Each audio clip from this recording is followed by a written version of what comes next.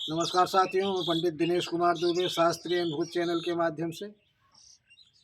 साथियों, आप लोगों के बहुत सारे कमेंट्स आ रहे हैं मनोवांछित संतान को लेकर। स्वर विज्ञान के माध्यम से मनोवांछित संतान कैसे प्राप्त करें, इस विषय पर बहुत सारे कमेंट आ रहे हैं।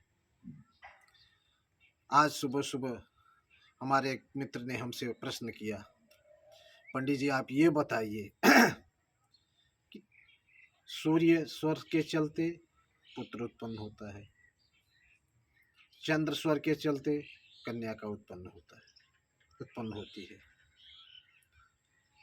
तो दोनों का एक स्वर चलने से या सुषुम्ना के चलने से कहीं तीसरी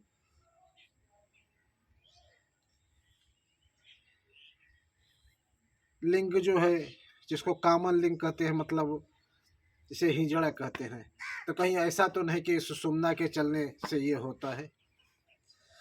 तो साथियों, आज का विषय वाकई बहुत इंटरेस्टेड विषय है, लेकिन ये होता क्या है मैं आपको बता दूं कि सुषुम्ना नाड़ी का संबंध सिर्फ भगवत भजन से है। सुषुम्ना नाड़ी के कारण हम मन को अपने एकाग्र कर सकते हैं। सुषुम्ना नाड़ी के वजह से हम अपने मन को जहाँ चाहे जिस बिंदु पर चाहे लगा दें। तो कहने का मतलब इसका उपयोग धार्मिक कार्यों में होता है, मन की एकाग्रता बनाने के लिए होता है। इसका संतानोत्पत्ति से कोई मतलब नहीं है। अब आपका प्रश्न है कि फिर ये हिजड़ा पैदा कैसे होते हैं।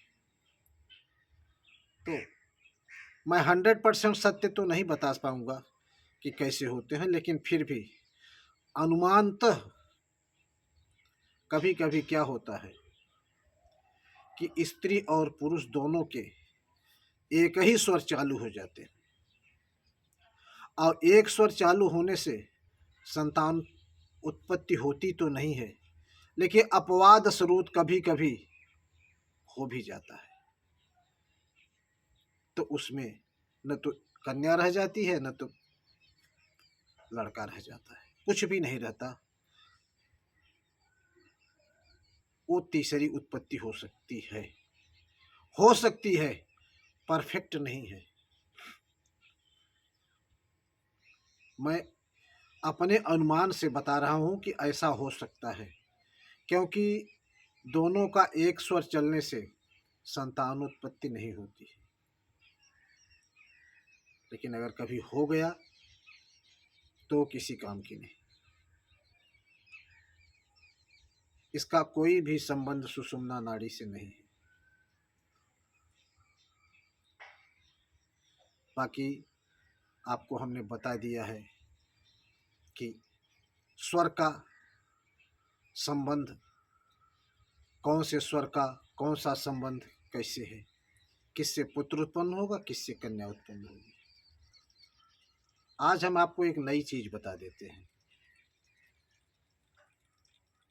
जिस प्रकार से हमने आपको मनोवांछित संतान की प्राप्ति के बारे में बताया, उसी प्रकार से हम आपको एक चीज और बताएंगे, मनोवांछित कार्य, मनोवांछित लाभ आपको कैसे मिले। तो साथियों, इसके बारे में हम बता रहे थे आपको मनोवांछित लाभ के लिए, कार्य सिद्धि के लिए आपको इन श्वासों का क्या महत्व है। तो आप बड़े ध्यान से सुनिए, ये आपके बड़े काम की चीज है। देखिए, श्वासों का संबंध हमारे शरीर से तो है ही है, कार्य क्षेत्र से भी है, हमारे फायदे से है। हम कहें अगर देखा जाए तो सारी चीजें जो है श्वासों पर निर्भर हैं। श्वासों से तो हम परमात्मा को पा जाते हैं। सांसारिक लाभ की तो बात ही जाने दीजिए, इतनी प्रबल होती है सांसों की कीमत। हमारे ऋषि मुनियों ने इसकी संज्ञा हीरे से की है। हीरा, हीरा समझते हैं, एक बहुमूल्य रत्न होता है हीरा। हीरा जैसी श्वासा, तो ये श्वासा के बारे में आज हम आपको बताएंगे। आप जब भी कोई अच्छा कार्य करना चाहते हैं तो आप हमेशा एक चीज़ ध्यान रखिएगा। एक दोहा है कि जो सुर चले वो है पग दीजिए। आप घर से निकल रहे हैं, किसी अच्छे काम के लिए जा रहे हैं, शुभ कार्य के लिए जा रहे हैं, तो आपका जो श्वास चल रहा है वही पैर आगे बढ़ाइए।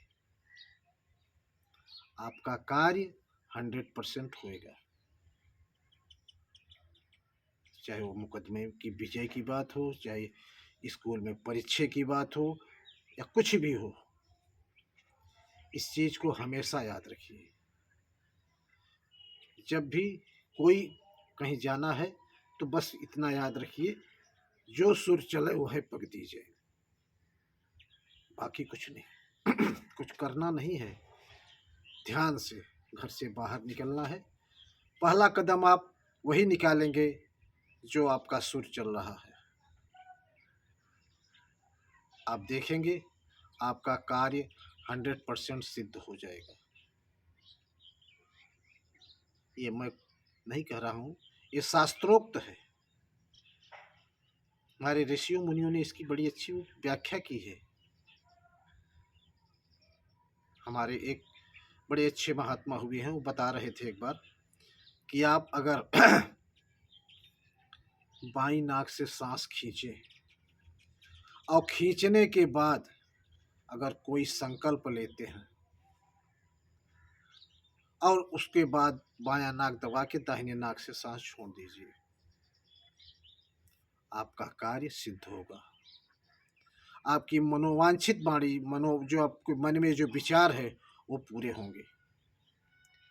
ये श्वासें ऐसी नहीं है, श्वास बहुत ही कीमती है। हम तो ये कहेंगे कि दुनिया की अनमोल धरोहर है हमारी एक एक श्वास, और इस श्वासों पर ही सारा दारोमदार है। इसको व्यर्थ मत गंवाइए, इसका उपयोग कीजिए। धन्यवाद साथियों।